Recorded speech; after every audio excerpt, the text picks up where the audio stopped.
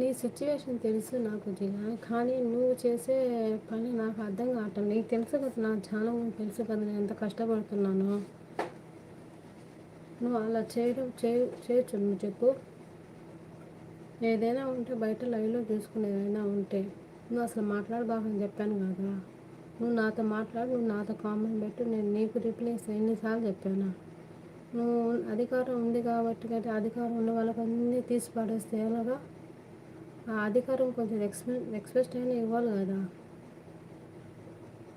నాకు తెలుసు, నీ సిచ్యువేషన్ తెలుసు, కానీ నువ్వే నీ బ్రెయిన్తో నీ చేతిలా చేసుకుంటున్నావు. అదే నమ్మకం పోగొట్టుకుంటున్నావు.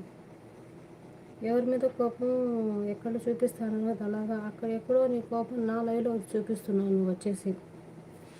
అది నాకు ప్రాబ్లం అవుతున్నది. తెలుసు కాదు నేను ఎంత కష్టపడుతున్నాను అందుకే.